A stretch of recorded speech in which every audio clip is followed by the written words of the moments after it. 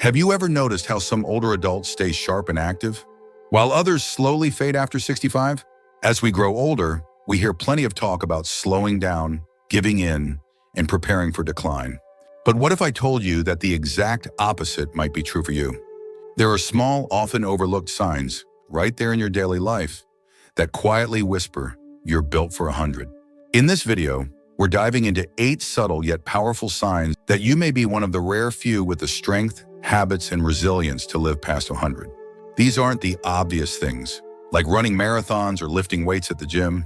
These are quieter clues, ones that speak more about your wiring, your rhythm, your mindset. Stay with me until the end, because not only will we uncover what these signs look like, but you'll also learn how to embrace and build on them, turning simple habits into lasting strength. These aren't just signs of survival. They're signs of thriving, and they might just change how you see yourself for good. Now let's get started. Number 1, a deep sense of comfort and solitude. One of the most surprising signs that you might be built for a long, healthy life is how you feel when you're alone, not lonely, but truly at peace. If you find that you rarely feel anxious or unsettled, when it's just you and your own thoughts, that's not something to overlook. It's a quiet superpower. Many people spend their lives chasing constant stimulation, avoiding stillness because being alone feels uncomfortable. But if you've grown to enjoy your own company, if the silence feels more like a friend than a threat, you're carrying something rare, emotional stability that often correlates with lower stress levels, better heart health, and a more balanced nervous system. It might show up in small ways. Maybe you enjoy long walks by yourself, or you sit on your porch in the evening, without feeling the need to check your phone or turn on the TV.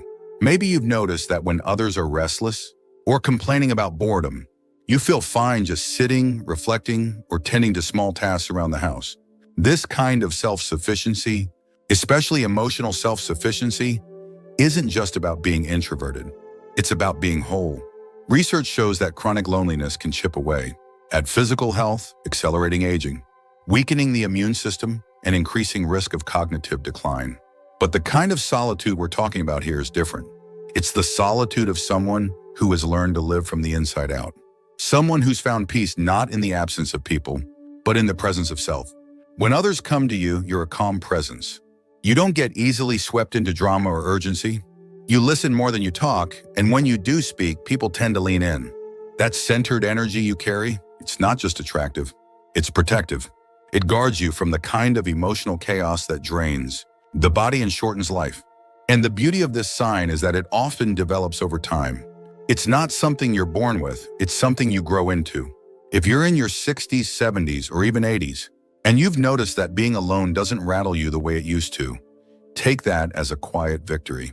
It means you've built a strong foundation inside, one that doesn't depend on constant validation or distraction. Many of the longest living people across the world, from Okinawa to Sardinia, share this trait. They're deeply content in their routines, spiritually anchored and emotionally calm. That kind of emotional climate within a person, it's like fresh air for the body. It nourishes everything else. So if you find that solitude doesn't frighten you, but instead brings a sense of clarity, rest, and even joy, that's not just a personality trait. It's a sign you've reached a level of internal peace that many never do. And more importantly, it's one of the quietest predictors that you're in it for the long haul. Number 2, waking up without an alarm. Another unexpected signal that you may be built for long life is this: you often wake up naturally, without the jolt of an alarm clock. It may not sound like much, but this small, often overlooked detail speaks volumes about how well your internal systems are functioning. A strong circadian rhythm, your body's built-in clock, is a hallmark of health, especially in your later years. Think about it. If you're 70 and still rising with the sun, without needing an external device to force you out of sleep, that suggests your brain and body are in sync. And that kind of natural rhythm doesn't just happen by chance. It's often the result of consistent habits, low stress, and an internal balance that's been cultivated over time. People who maintain regular sleep-wake cycles tend to have better metabolic health, more stable blood pressure, and even stronger immune responses. And it's not just about when you wake up. It's about how you feel when you do. If you're alert, clear-headed, and don't need 2 cups of coffee just to feel human, that's a sign your body is aging gracefully. Now, of course, we all have restless nights here and there. But if you find that you're generally in tune with the daylight hours, sleeping when it's dark and waking when it's light. That's nature's way of saying your system is still operating on its original settings. And that's a good thing. You're not fighting your biology, you're flowing with it. This is something I've seen in older friends who are still thriving well into their 90s. They're up early, not because they have to be, but because their bodies are ready to be. They don't set an alarm. They don't rush. They just get up, stretch, make a simple breakfast, and ease into their day with a kind of rhythm most younger folks envy. And here's the deeper truth. When your body no longer needs to be shocked awake, it means your sleep is doing its job. It's restorative. It's healing. And that kind of sleep, night after night, becomes a silent healer, repairing cells, balancing hormones, even clearing waste from the brain. Waking up without an alarm isn't just about discipline. It's a reflection of your internal harmony. It shows that your lifestyle is aligned with your biology and that you're still attuned to the natural world, a trait that many centenarians around the world share. So if you're waking up before the alarm buzzes, or if you haven't needed one in years, take that as a sign. It's your body quietly letting you know, I'm still in rhythm. I'm still working the way I was meant to. And that, my friend, is a beautiful thing. If you're still watching this video and finding these insights valuable, please comment number 2 below to let me know you're here. And if you haven't subscribed yet, I recommend you subscribe and turn on the bell so you don't miss any videos. Your support helps us continue creating good content to inform and inspire you. Now let's move forward. Number 3, forgetting the small stuff, remembering the big lessons. At first glance, occasionally forgetting why you walked into a room or where you put your keys might feel like a warning sign. But when paired with a sharp memory for life's bigger lessons, values, relationships, insights, it can actually be one of the more subtle indicators that your brain is aging in a healthy way. See, the brain doesn't forget everything equally. It prioritizes. And as we grow older, a curious thing happens. The brain starts letting go of trivia and short-term clutter so it can hold on to what matters most. That's not a failure, it's an upgrade. It means your mind is focusing its energy on depth, rather than detail, wisdom over minutia. If you find that you might blank on a name for a moment, but still recall vividly what your father taught you about patience, or the way your spouse looked at you on your wedding day, that's something to celebrate. Because what you're retaining isn't just memory, it's meaning. And meaning is what keeps the brain alive. There's a kind of clarity that emerges in older age. You stop sweating the small stuff, quite literally, because your brain has learned what's worth holding on to. You may find yourself forgetting the plot of a TV show you watched last night, but recalling with ease the moment your grandchild was born, or the lesson you learned during a difficult time in your life. Scientists who study aging and memory have found that this selective preservation of important memories is not only normal, it's actually protective. People who retain strong emotional and moral memories, even while becoming more forgetful about names or errands, often experience lower rates of anxiety, depression, and even cognitive decline. You may also notice that you're better at seeing the big picture than you were in your youth. You're less reactive, more forgiving, more reflective. That's not just age, it's wisdom. It's the result of decades spent learning what matters, and what doesn't, what lasts and what fades. And let's be honest, how many of us in our 20s could carry a conversation about what truly brings peace, or how to navigate grief? You can now. And even if you fumble for a word now and then, what you offer in return is perspective that younger people simply don't have. So if you sometimes forget where you left your glasses, but still know exactly how to calm a crying child, lift someone's spirits with a few words, remind a friend of their worth, then trust me, your mind is still sharp where it counts. And those deeper kinds of memory, they don't just help you connect with others, they help your own sense of identity stay intact, strong, and resilient. A long life isn't measured in how many birthdays you've had. It's in how much meaning you've carried along the way. And if your memory has become more selective, less about collecting and more about curating, that's not just a sign of who you are.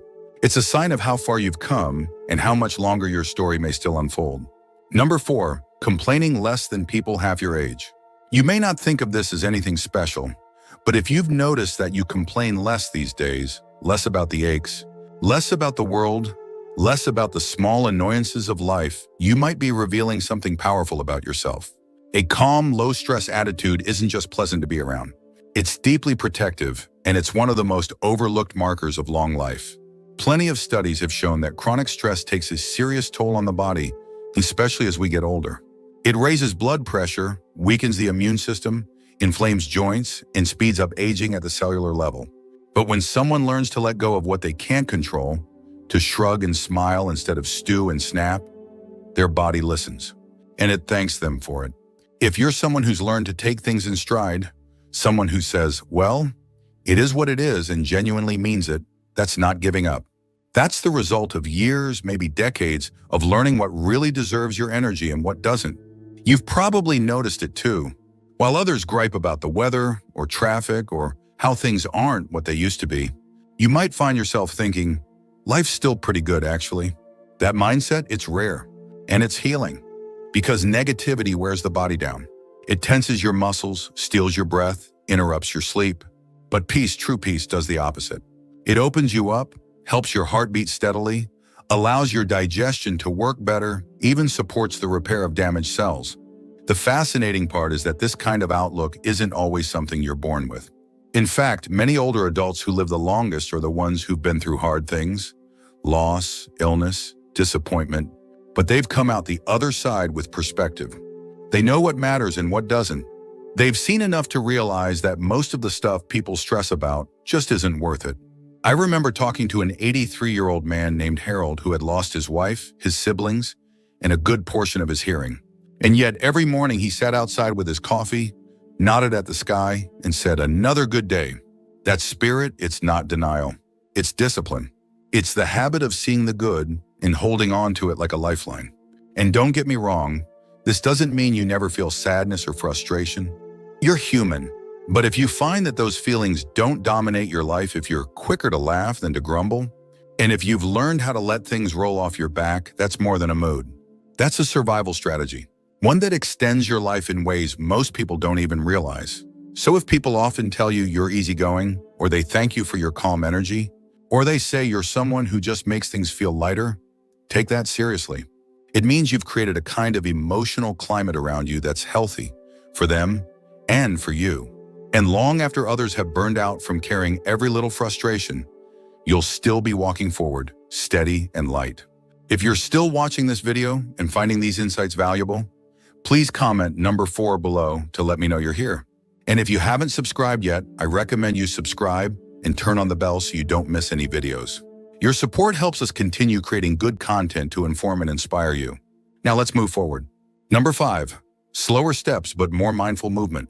If you've noticed that your steps have gotten slower over the years, that doesn't necessarily mean decline.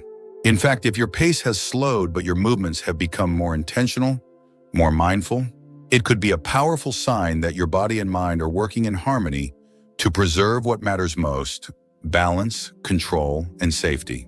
Let's be clear, quickness is often overrated, especially in older age. Rushing leads to falls. But a person who walks with awareness, who knows where their feet are, how their weight shifts, how to move through space calmly, is often someone who's developed a kind of intuitive self-preservation. And that is no small thing. When I see someone in their 70s or 80s taking the stairs slowly but steadily, using the handrail not because they're frail, but because they're wise, I don't see weakness. I see wisdom in motion. That kind of bodily awareness isn't just physical, it's deeply neurological. It means your brain is still communicating clearly with your body, and your body is listening. And it's not just about walking. It's about the way you get up from a chair, the way you reach for something on a high shelf, the way you move through a crowded space.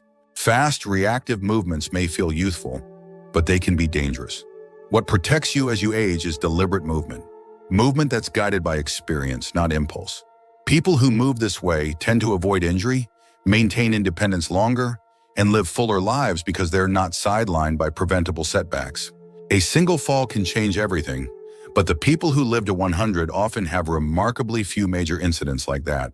And a big reason is how they move. Mindful movement also connects to mental clarity. When your brain is clear, your movements reflect it.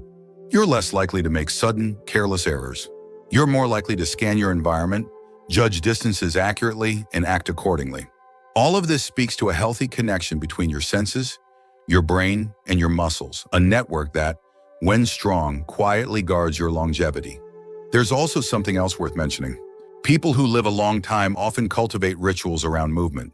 Maybe it's a daily walk at the same hour, or gentle stretching each morning, even Tai Chi in the park. These aren't workouts for vanity. They're ceremonies of awareness, moments to connect with the body, feel the breath, and move with purpose. So if your steps have become more measured, if your posture is upright, if your hands know exactly where to go and your eyes scan the path ahead, you're not slowing down. You're adapting wisely. You're choosing presence over speed. And that's not just how you avoid injury. It's how you preserve energy for the years ahead. In a world that often equates slowness with weakness, I'll tell you the truth. Slowness, when paired with control, is one of the strongest things you can carry. And if you're moving through your days with calm, thoughtful steps, don't second guess it. That's not just a habit. That's a life-extending art form. Number 6, outliving the doctors who once treated you. It might sound a little strange to say out loud, but if you've started to realize that some of the doctors you used to see, your primary care physician, your old cardiologist, maybe even the surgeon who operated on you years ago, have since passed on, and you're still here, that's not just coincidence. That's resilience. Outliving your doctors is one of those quiet markers of longevity that no one really talks about, but it carries weight. It's not about keeping score, and it's certainly not something to boast about. But it is something to notice, because to still be standing, still living, still laughing and learning, while the people who once looked after your health have moved on, that says something. It says your system, your habits, your choices, and maybe even your genes are doing something right. Now, longevity is never about just one factor. It's a combination of things. Maybe you had good nutrition habits for decades. Maybe you stayed active, not in big ways, but consistently, gardening, walking, doing chores, staying engaged with life. Maybe you never smoked, or maybe you did but stopped long ago. Whatever the story, something inside you has been keeping the lights on, steady and strong. I once met a woman named Carol, 84 years old, who joked that she'd had more doctors than shoes and outlived most of them. But behind the humor was something deeper. She still had her wits, her independence, and her warmth. She still read the paper every morning and remembered the names of her great-grandkids. And she told me this, plain and simple, I just never stopped living. That attitude matters. People who live a long time often do it because they stay engaged. They don't withdraw. They don't start seeing themselves as old in a way that closes them off. They still show up, still care, still participate. And that energy, emotional, mental, and spiritual, often does as much for longevity as any prescription. But outliving your doctors also speaks to timing. Many people who've passed on early had chronic conditions, genetic vulnerabilities, or stress loads that became too much. If you've made it into your 70s or 80s and you're still waking up each morning with your own sense of routine and purpose, it's a sign you've been living in a way that's sustainable. It doesn't mean you haven't had health scares. Most people who reach their 90s have had at least one major medical event. The difference was not they recovered. They bounced back. Their bodies and minds knew how to heal. That kind of internal recovery system is like having an invisible inflammation. Repairing tissues, regulating blood sugar and blood pressure, keeping things moving. And sometimes it's not just biology, it's belief. It's waking up and deciding to keep going, even when things ache or days feel quiet. It's being curious about the world, asking questions, picking up new hobbies, learning to use a new phone, showing up for others. That engagement, that spark, is often the very thing that sets apart those who survive from those who thrive. So if you've noticed that the doctor who delivered your grandkids, or the one who treated your back pain 20 years ago, is no longer around and you're still cooking dinner, laughing at sitcoms and fixing things around the house, that's not just time passing. That's your body telling the world, I'm still here. I've still got work to do. If you're still watching this video and finding these insights valuable, please comment number 6 below to let me know you're here. And if you haven't subscribed yet, I recommend you subscribe and turn on the bell so you don't miss any videos. Your support helps us continue creating good content to inform and inspire you. Now let's move forward. Number 7, eating simply and stopping before you're full. If you've naturally grown into the habit of eating just enough, of stopping before you feel stuffed, and choosing simple, wholesome meals over heavy, rich ones, you might be tapping into one of the most reliable longevity patterns seen across the world. It's not just about diet, it's about instinct. And if your instincts around food have gotten wiser with age, that's something to pay attention to. Many people assume that a long life requires some kind of perfect diet, the right number of calories, a special superfood, or a trendy supplement. But when researchers look at the eating habits of people who live past 100, what stands out isn't what they add, it's what they don't do. They don't overeat. They don't stress over every bite. Instead, they eat until they feel satisfied, then stop. If you found that large portions no longer appeal to you, or that you prefer lighter meals, that's not just personal preference. That's your body signaling that it's learned to listen, really listen, to what it needs. And that's a rare gift in a world where food is often driven by emotion, distraction, or routine. This kind of intuitive eating does a lot behind the scenes. It helps your digestion. It keeps your blood sugar more stable. It lowers inflammation. And over time, it protects your heart, your brain, and even your immune system. Simply put, your body works better when it's not constantly working overtime to process food it didn't ask for. There's a reason why the people in Okinawa, one of the world's most famous blue zones, follow the principle of hara hachibu, eating until they're about 80% full. That gentle restraint, practiced meal after meal, gives the body space to breathe, recover, and thrive. You may have noticed this shift without even trying. Maybe you used to go back for seconds, but now one plate is enough. Maybe rich desserts don't tempt you the way they used to. Maybe you just feel more content with simple things. Fresh fruit, a warm soup, a good cup of tea. That change isn't about losing appetite. It's about gaining awareness.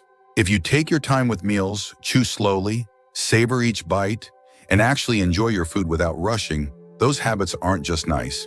They're powerful. They engage your parasympathetic nervous system, the rest and digest mode that promotes healing, lowers stress, and supports healthy aging. I've seen it again and again in people who live long lives. They don't eat to escape. They eat to nourish. And they often do it in peaceful environments, at the table, not in front of the TV. So if you find that food has become something simpler, gentler, and more balanced in your life, don't dismiss that as age-related change. Embrace it as wisdom. Your body knows what it's doing. It's found a rhythm that honors health. And that rhythm, quiet as it may seem, is one of the strongest signs that you're built to last. Number 8, finding joy in routine, not just novelty.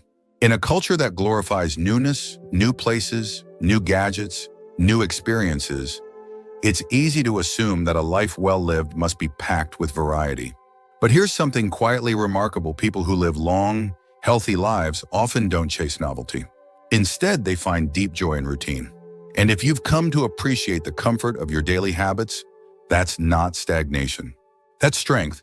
There's a calming rhythm in doing familiar things each day, watering your plants in the morning, taking a slow walk after lunch, listening to the same radio station while preparing dinner. These aren't just quirks of age. They're stabilizers. And your nervous system knows it. Routine helps regulate your internal clock, making your sleep more restful and your digestion more efficient. It lowers anxiety by creating predictability. And most importantly, it frees your mental energy to focus on what truly matters: connection, reflection, gratitude. I remember speaking with a man named Edward, 87 years old, who'd eaten the same simple breakfast for over 30 years. He didn't see it as boring. He saw it as one less decision to stress over. "It gives me room to think about the important stuff," he said with a smile. And that clarity of focus, that ability to move through the day without being pulled in 100 directions, is one of the great advantages of aging well.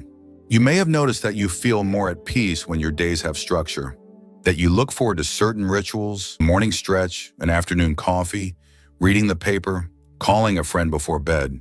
These aren't just preferences. They're signals that your body and mind have created a safe, steady space to thrive in. And here's what's fascinating. Routine doesn't mean your world is shrinking. In fact, for many people, it means their inner world is expanding. By grounding yourself in familiar actions, you create the mental freedom to notice little joys: the way the light comes through the window at noon, the rhythm of your own breath, the comfort of your favorite chair. These moments, small as they are, add up to a deeply meaningful life. This doesn't mean you don't enjoy adventure or surprises. But if you've learned that peace often comes not from chasing something new, but from honoring what's already working, your habits, your pace, your way of moving through the world, that's a beautiful thing. People who live to 100 often have routines that are almost sacred. They eat meals at the same time each day. They walk the same paths. They speak to the same people in the same quiet ways. And in that repetition, they find not boredom, but belonging. So if your days feel familiar, if your rhythms feel right, If you no longer feel the need to constantly reinvent your schedule to feel alive, that's not a sign of slowing down. That's a sign of arrival. You found something that many never do enough. And when you build your life around that feeling, not of lacking but of fullness, you build a foundation that can carry you farther than you ever imagined. Final thoughts. As we wrap up this video, take a quiet moment to reflect on what you've just heard. Maybe one of these signs made you smile with recognition. Maybe a few caught you by surprise. But if you're 65, 70, or 85 years old and still noticing these patterns in your life, then hear this clearly: you are doing better than you think. These signs aren't loud. They don't come with applause, but they are powerful. They speak to a kind of longevity that isn't built in hospitals or health clubs, but in the small, everyday choices that slowly shape who you become. You don't have to be running marathons or chasing big dreams to be on the path toward 100. Sometimes the strongest signs of resilience are the quietest. How you breathe through stress, how you eat with awareness, how you move with care, how you still find beauty in the ordinary. So what stood out to you the most? Which of these signs do you see in yourself? Or which one do you want to cultivate moving forward? Sometimes just recognizing a strength you didn't know you had can shift the way you carry yourself through the day. This video isn't just about predicting your future.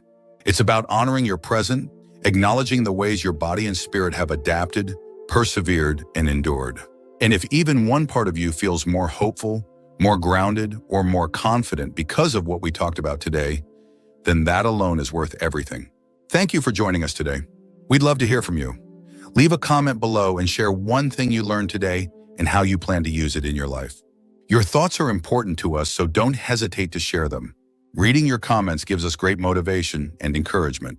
If you enjoyed this video and found it helpful, please like, subscribe, and share. Your support helps us continue creating good content to inform and inspire you. Thanks for watching, and we look forward to seeing you in the next video.